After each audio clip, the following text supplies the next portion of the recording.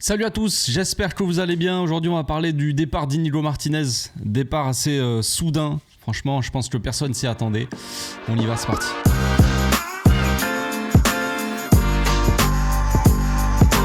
Au passage, n'hésite pas à nous rejoindre si c'est pas encore fait et à partager la chaîne autour de toi, ça fera plaisir à tonton. Bon, je pense que tout le monde a été un petit peu choqué par l'annonce hier de Fabrizio Romano, donc rien d'officiel encore, mais bon, c'est comme si c'était fait. Inigo Martinez donc va quitter le Barça et s'engager avec Al Nasser. Je sais pas quelle est la chose la pire dans l'histoire. Est-ce que c'est le fait que qu'il parte gratuitement déjà, tout d'abord. Certes, il va libérer de l'espace dans la masse salariale, ce qui va nous permettre probablement d'enregistrer nos recrues, pour l'instant qui n'ont pas été enregistrés encore. Ce départ d'Inigo, déjà il me fait un peu penser à la saison dernière et le départ de Gundogan, même si c'est pas exactement la même situation, hein, pas du tout, mais là j'ai l'impression, selon les infos qu'on a, j'ai l'impression que c'est un peu plus le joueur qui a voulu s'en aller. Bon, c'est assez étonnant, mais je pense qu'il voulait partir après une saison aussi top, exceptionnelle. Enfin, je veux dire, lui, hein, personnellement, même le Barça a fait une très bonne saison, mais à titre personnel, lui, il a fait une saison monumentale, peut-être la meilleure de sa carrière. Je pense qu'il voulait partir là-dessus et pas s'enflammer. Peut-être qu'il sentait en gros que physiquement, il allait pas pouvoir suivre encore le rythme. Sur toute c'est ce qu'il s'est dit, hein, de toute façon, et qu'il a préféré donc s'en aller, qu'il pouvait pas tenir le rythme autant sur une saison comme ça. Donc sportivement, de toute façon, son départ il est assez catastrophique parce que c'est le meilleur défenseur. Bon, Cubarsí est très très bon aussi, mais je pense que Inigo avait ce truc en plus, c'est-à-dire le caractère. Son leadership, c'est le leader de la défense de la saison dernière. Ça fait bien longtemps en termes de transfert, ça fait énormément de temps qu'un transfert comme ça n'a pas été aussi important en termes d'apport comme ça sur si peu de temps, et surtout que c'est un transfert libre en fait, parce que forcément si vous payez un joueur 150 millions peut-être qu'il va apporter oui et tout ça, mais vous avez quand même payé 150 millions. Là c'est un joueur complètement libre qui a fait une première saison un petit peu compliquée, le temps de revenir on va dire à son top physiquement, parce qu'on le rappelle, hein, de base quand Inigo il arrive, il a eu quand même pas mal il sort d'une longue blessure en fait. Donc sa première saison, fallait qu'il reprenne un peu, qu'il revienne à 100%, et ça a mis un peu de temps, et il a pas fait une saison mauvaise en soi, sa première saison, hein. C'est la première saison, c'était la dernière de Xavi là, un an avant que Flick arrive. Il avait fait une saison plutôt pas mal, on va le voir après dans les statistiques, c'était pas dégueu, c'était largement mieux que par exemple à Bilbao sur sa saison d'avant. Maintenant là, la saison dernière, la saison passée, c'est vraiment son prime quoi, le prime. Bref, donc sportivement ça va être très compliqué de le remplacer, même si on a un peu l'évidence, mais on verra ça après. Mais ça nous fera toujours un joueur en moins en défense, et surtout c'est vraiment le patron de cette défense qui s'en va. Forcément que ça va changer des choses. Il y en a, ils vont dire oui mais c'est pas si grave que ça. Non, c'est pas la fin du monde, ça c'est sûr. Et ça reste le patron de ta défense, qui en plus sait parfaitement jouer le hors-jeu, tout ça. On a vu en début de saison, la saison dernière, qui était excellent dans ce domaine-là, même si en fin de saison c'était un peu plus dur, mais peut-être que le physique compte aussi, j'imagine. Mais en début de saison, on a vu vraiment que c'était le gars idéal. En fait, c'est le parfait partenaire pour Cubarsí. Cubarsí, il est amené à être le patron dans le futur, mais pour le moment, Cubarsí, il a 18 ans. Cubarsí, à 18 ans, ne peut pas être le patron de la défense. Certes, il est assez avancé par rapport à son âge. Je veux dire, tu sens qu'il a quand même un minimum d'expérience et de maturité surtout, mais c'est pas un gars comme Inigo. Voilà. Et un mec comme Inigo, il n'y en a pas beaucoup de toute façon, je pense.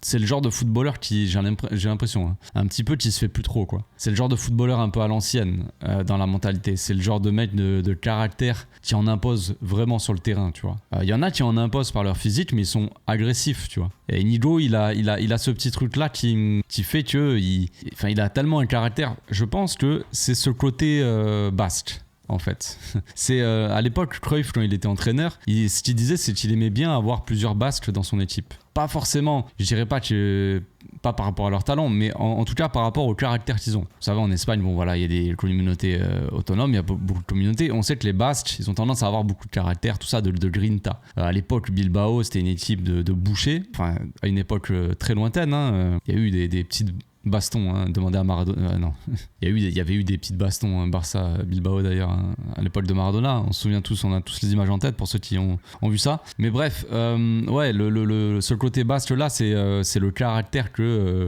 tu ne trouves pas chez tout le monde en fait. Et Cruyff, il aimait bien avoir 2-3 basques dans son équipe pour avoir ce côté grinta, ce côté quand le talent ne suffit pas, bah t'as ce caractère là qui va faire peut-être la différence. Et donc c'est pas pour rien que et donc ça me fait penser un petit peu à Inigo, effectivement, qui a ce petit caractère là, ce leadership naturel.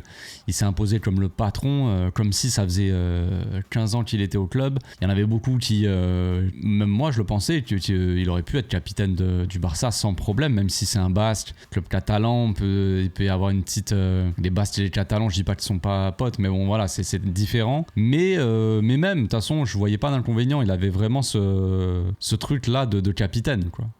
Capitaine sans brassard, comme on dit. Donc il avait un rôle hyper important, on l'a dit, sur le terrain mais aussi dans les vestiaires de leadership. C'est lui qui dirigeait cette défense, qui faisait remonter la défense pour jouer le hors-jeu.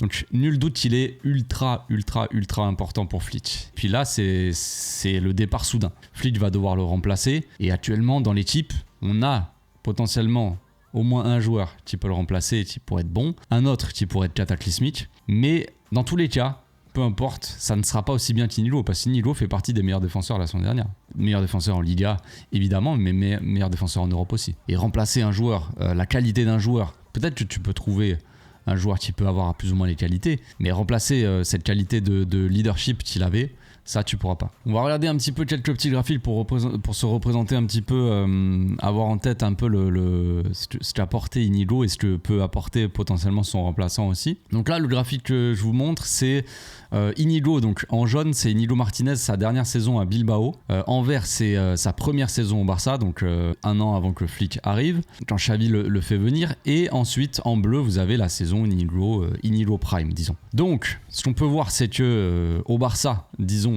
bah, ça se ressemble vachement entre la saison où il arrive. Il y a une seule vraiment grosse différence, c'est dans les duels aériens. Le jeu aérien, où vraiment il y a une très grosse différence entre sa première saison au Barça et sa dernière. Sinon pour le reste c'est assez similaire. Dans les courses progressives, c'est pour faire progresser donc le ballon, quand vous faites avancer le ballon balle au pied, quoi, tout simplement.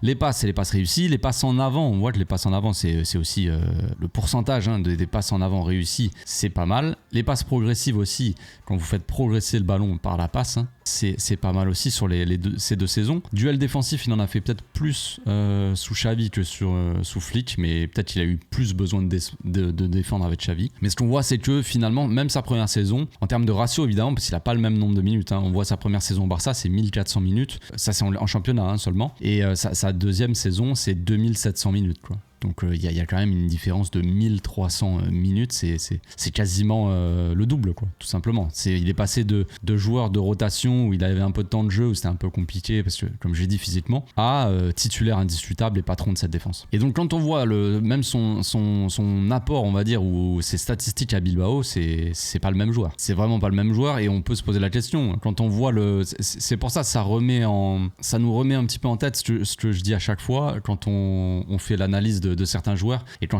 j'analyse un joueur qui joue dans une autre équipe que le Barça, eh bien on essaie de voir ce que ça pourrait donner au Barça, mais quand on regarde le joueur évoluer dans son équipe, on voit que par exemple là au niveau des statistiques, ça rend pas du tout pareil. On a un joueur qui est pas si important que ça par la passe, disons. En tout cas au niveau de la progression de la balle, faire des passes progressives, ça on est bon, mais après dans le pourcentage de passes réussies, on a un faible pourcentage. Donc on se dit mais c'est un gars qui a une certaine qualité de passe, mais qui manque de précision dans ses passes, et peut-être qu'il va avoir du mal à relancer au Barça. Et c'est tout le contraire. On a eu un Inigo Martinez ultra important dans sa relance. Vraiment, surtout en début de saison dernière, où il a été monumental. Au même titre peut-être que Cubarsí, mais vraiment monumental en termes de relance. Je vais vous montrer un autre graphique là vite fait. C'est un peu le classement d'Inigo Martinez.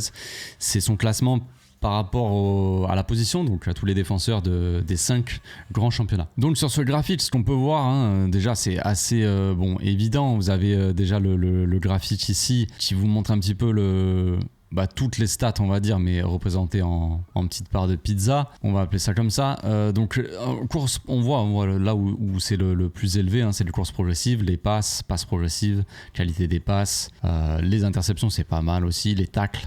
Très important en tacle, duel aérien correct aussi, pas aussi bon que les passes par exemple, mais quand même important dans les duels aériens. Duel défensif correct, duel aérien gagné, bon, il y a un faible pourcentage de duels aériens gagnés, mais voilà. Sinon après, bon, les possessions gagnées, ça doit être autre chose encore, c'est assez faible, mais tous les défenseurs du Barça, c'est assez faible au final, je sais pas. Mais bref, en tout cas, quand on regarde après le classement sur le top 5 des championnats, donc en Europe, Inigo il se classe quasiment dans le top 3, 5 on va dire, hein, mais en termes de passes en tout cas c'est top 2, passes réussies vers le dernier tiers, hein, donc c'est des petits détails, mais ça c'est des détails assez importants. Dans le dernier tiers c'est dans le dernier tiers du terrain, donc c'est plutôt sur le côté offensif disons. Donc on voit que le positionnement d'Inigo Martinez est très très haut sur le terrain, et que même ses passes dans le dernier tiers, donc c'est des passes presque clés, des passes qui vont apporter potentiellement des actions dangereuses, là il est top 2 quoi. Top 2, action progressive 2e, passe progressive réussie 3e, passe vers le dernier tiers 3e, donc il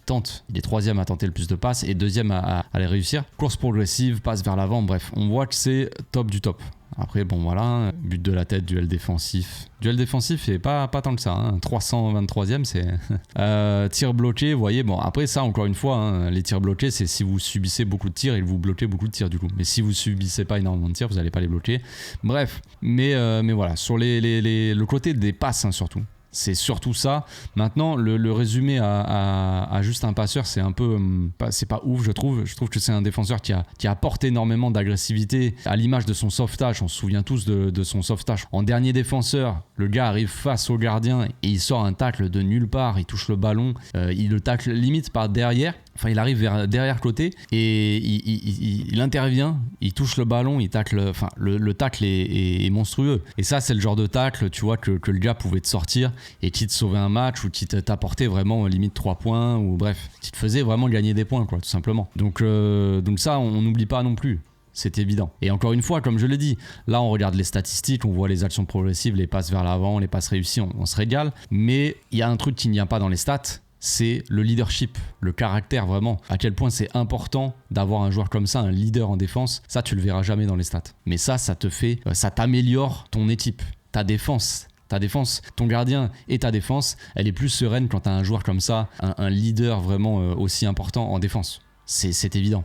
Si tu perds ce leader-là, si tu n'as plus de leader en défense, moins de caractère, tu peux avoir une défense un peu plus fébrile, un peu moins sereine. Donc ça se reflète pas forcément dans les stats directement, mais c'est ultra important évidemment. Maintenant, la question c'est comment remplacer donc ce joueur presque irremplaçable, même si encore une fois, je le répète, enfin je l'ai pas dit là dans la vidéo, mais on le sait déjà, c'est un joueur qui est âgé, Nigo, c'est un joueur qui allait pas rester, on savait qu'il allait partir au bout d'un moment, peut-être que ça allait être sa dernière saison là, mais le problème c'est l'urgence. C'est l'urgence d'un coup de devoir le remplacer, devoir remplacer quelqu'un qui est presque irremplaçable sur le moment. Vous allez dire peut-être que j'en fais trop, peut-être, est-ce que bref, mais c'est surtout comment trouver un défenseur qui peut le remplacer maintenant, là, à une semaine quasiment du début de Liga. Le mercato il est bientôt fini. On nous donne des infos, on nous dit que oui, peut-être que le Barça va pouvoir aller chercher. Enfin, ils y croient dans les bureaux. On va pouvoir aller chercher un remplaçant Inigo. N'y croyez pas trop, les gars. Pas la peine de se faire des espoirs comme ça. Vous le savez déjà. Regardez, Joan Garcia, Chesney,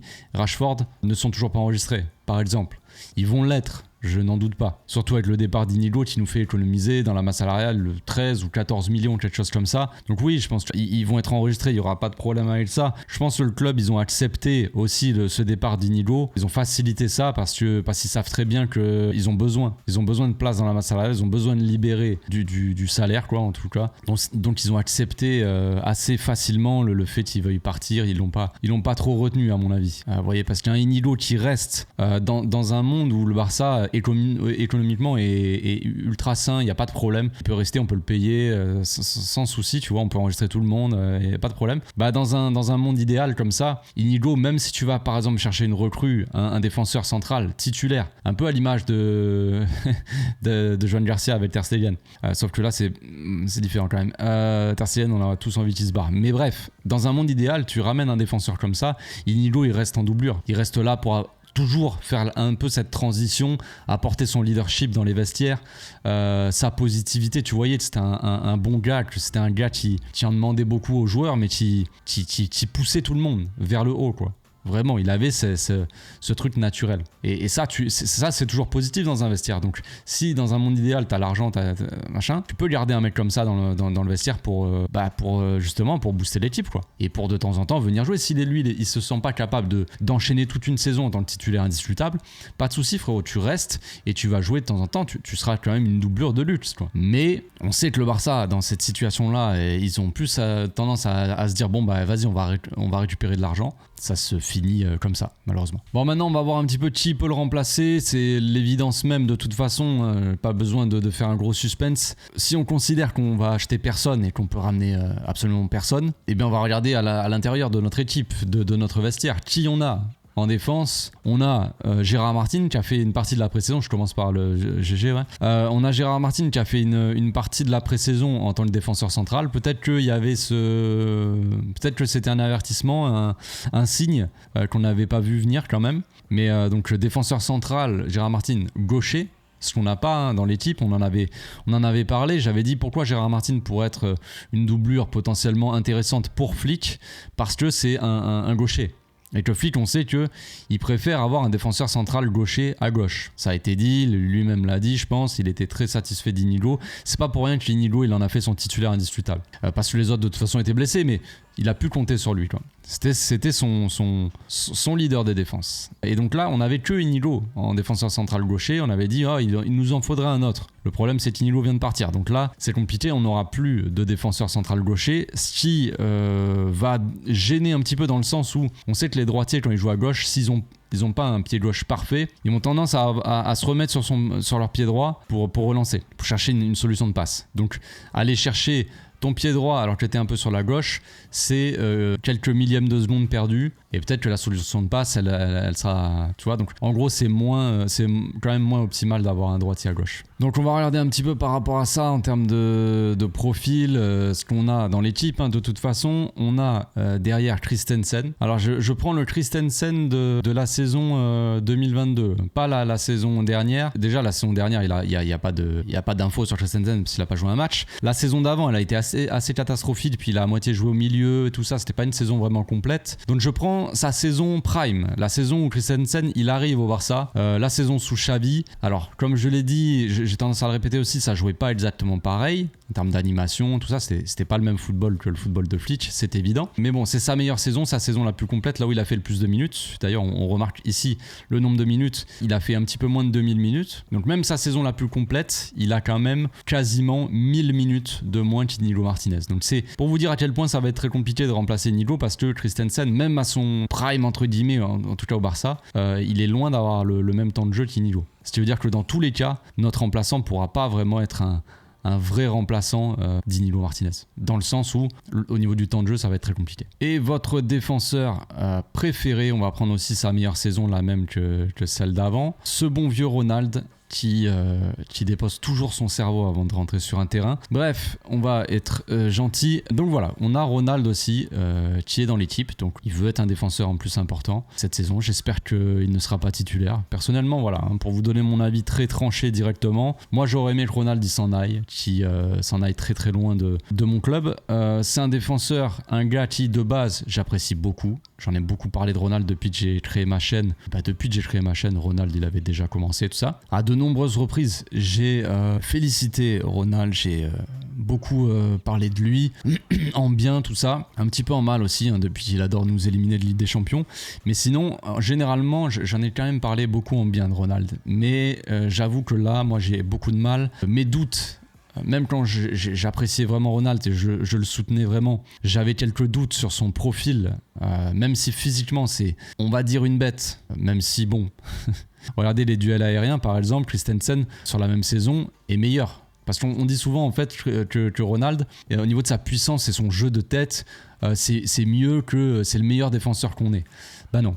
Il n'est pas meilleur qu'Inigo et il n'est pas meilleur que Christensen. Mais bon bref, c'est un détail. Là où il va être le meilleur, Ronald, ça va être dans les duels défensifs, dans les duels purement physiques. Maintenant, on sait qu'avec le Barça, on a la plupart du temps, la plupart des matchs pendant la plupart des matchs, on a le ballon. À 60-70% du temps, on a la balle. On n'a pas besoin de défendre à ce moment-là. Donc on a besoin de joueurs qui sont proactifs, qui sont actifs dans la relance, dans le jeu, qui fluidifient le jeu, qui jouent vite, qui prennent des décisions intelligentes pour trouver des solutions de passe, casser les premières lignes et après trouver des solutions pour que ça soit plus facile pour les milieux, etc. Ce n'est pas le cas de Ronald, alors clairement pas. Donc en termes de profil, s'il se rapproche un peu plus de d'Inigo Martinez, c'est évidemment Christensen. Pourcentage de duel aérien dans le jeu de tête, Christensen sur sa meilleure saison Barça, c'est le top. En termes de course progressive, donc quand tu fais progresser la balle au pied comme on l'a dit, il est un petit peu en dessous d'Inigo. Ronald n'est pas très loin non plus, hein. Il fait quand même visiblement pas mal progresser le ballon en portant le ballon, ça c'est sûr. Après c'est surtout les passes progressives, là où il y a une très grosse différence entre Ronald et parce que là il fait progresser le ballon balle au pied, ça on sait que Ronald souvent il avance un peu avec le ballon et on voit, hein, il sait pas quoi faire concrètement. Et ça se ressent dans le graphique justement parce que en termes de passes progressives, bon il n'y a pas mieux qu'Inigo, ça c'est clair. Le seul qui s'en rapproche, c'est Koubarsi, évidemment. Mais voilà, il y a une énorme différence en termes de passes progressives. Alors, c'est en pourcentage, hein, évidemment. C'est pas en nombre. Pourcentage par rapport à tous les défenseurs. Un petit peu ce qu'on a vu tout à l'heure, le classement. Passe progressive, il est à quasiment 99%, Inigo Martinez, ce qui est monumental. Alors que Christensen, il est qu'à 60%. Et Ronald à 51,6%. Bref. Donc, Christensen, on a l'impression, en tout cas, qu'il fait pas forcément progresser le ballon. Pas autant qu'Inigo, loin de là. Mais encore une fois, ça nous rappelle un petit peu le graphique qu'on a vu tout à l'heure d'Inigo. Son graphique à Bilbao qui n'avait rien à voir avec celui du Barça. Donc on sait qu'au Barça, on joue quand même au ballon. Quand il y avait Xavi ou quand il y a Flick, c'était pareil, il y avait les intentions des coachs, c'est d'avoir la balle et d'avoir la possession et de faire progresser la balle, que les défenseurs sachent relancer, tout ça. Ça, il n'y a pas de problème. Mais on l'a vu que avec Flick, les défenseurs centraux, ils avaient plus d'importance dans la progression du ballon, par la passe, dans le jeu long surtout. On avait un Inigo Martinez qui jouait très très souvent long, qui cassait énormément de lignes avec son pied gauche, qui cherchait des diagonales souvent au cœur du jeu comme ça. Il cherchait peut-être Olmo, il cherchait aussi Rafinha.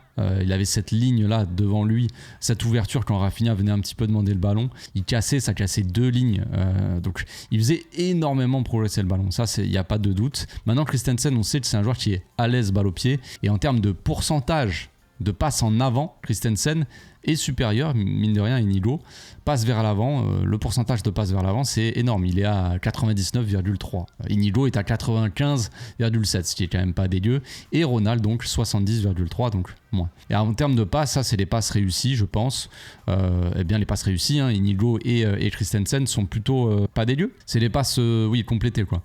Donc Inigo, il est à 96,4 et Christensen est à 96. Donc en termes de qualité, vraiment, Inigo et Christensen, c'est un peu la même chose en termes de qualité de passe. Maintenant, la différence, ça va être surtout dans la progression de la balle. C'est-à-dire que là, s'il joue avec Flick, s'il est titulaire, il va forcément devoir faire un peu plus progresser la balle, tenter plus de passes progressives, casser plus de lignes, tout ça. Plus que ce qu'il le faisait avec Xavi. Bref, on va pas tourner en rond pendant 3 heures. Le remplaçant idéal actuel de Inigo Martinez, c'est Christensen. C'est une évidence. C'est le seul qui, regardez la pré-saison qu'il a fait en plus, il a été plutôt très bon en termes d'alignement hors jeu, de retour défensif, l'agressivité aussi.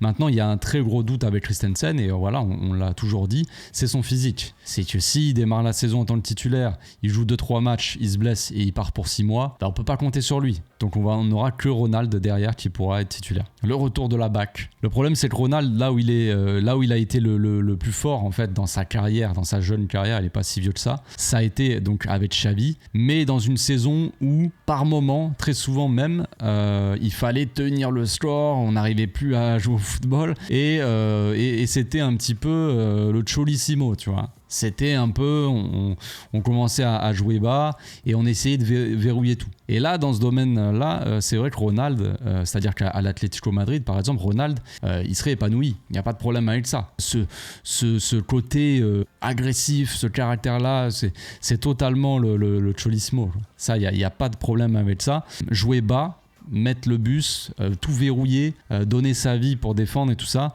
Oui, maintenant, Quand il s'agit de défendre intelligemment, ça déjà, il y a un gros doute. Il y a beaucoup d'erreurs de Ronald. On l'a vu contre l'Inter la saison dernière où il y a quand même Acerbi qui n'est pas un attaquant. Donc en termes de placement offensif, c'est pas un gars qui sait très bien se placer, Acerbi. C'est un défenseur avant tout, quoi. Quand on voit que Ronald n'arrive pas à prendre le dessus et à bien défendre comme il faut sur un mec comme Acerbi et qu'on prend le but derrière, voilà, c'est dans ce domaine-là que je dis qu'il défend pas toujours intelligemment, Ronald. Très souvent, il est un peu en retard et il se met derrière le défenseur, il couvre pas le... Enfin, c'est bizarre. On a vu son alignement aussi sur le hors-jeu qui est un petit peu... qui est assez souvent complicado. Donc on sait que sur le long terme, si on a Ronald là la saison prochaine, défensivement ça peut faire peur, oui. Je pense, c'est ce que je pense actuellement. C'est pas pour tomber sur Ronald, c'est juste ma pensée, quoi. Si vous me demandez si je suis serein défensivement, déjà, j'avais quelques petits doutes. C'est ce que j'avais dit qu'il allait falloir, pour le coach, trouver une solution pour la saison prochaine, pour être un peu plus solide défensivement. Et là, vous me foutez Ronald dans les pattes. Maintenant, il y a quelques défenseurs auxquels je pense, parce que je sais déjà qu'on va me poser la question, mais il n'y a pas une jeune pépite de la B ou quoi qui peut venir. Il y a quelques joueurs, mais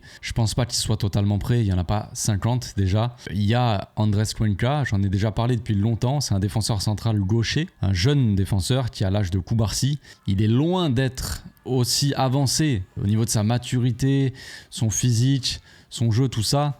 Il est loin du niveau de Cubarsí.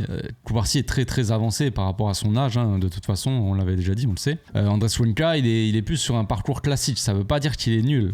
Ça veut dire juste que c'est un défenseur qui se développe basiquement. Mais c'est vrai que normalement, c'est assez rare qu'un défenseur de 18 ans, enfin Cubarsí c'était encore plus tôt, mais qu'un défenseur de 16-17 ans devienne titulaire comme ça dans une équipe première. Ça se fait pas toujours, quoi.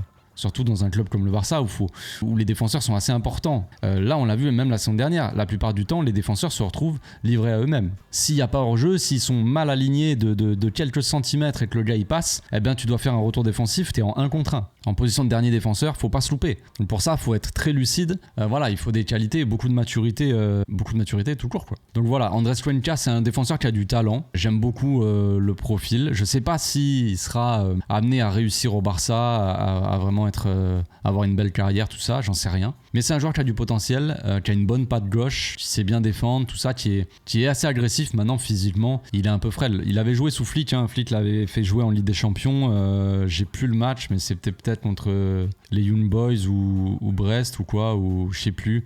Un petit match comme ça de Ligue des Champions, disons, enfin un petit match. Une équipe un peu plus faible, disons. Il avait joué en fin de match quelques minutes. Bon, ça avait été un peu compliqué déjà pour lui, voilà. Mais bon, il y a toute la pression qui va avec, tout ça. Donc je sais pas si lui il est prêt.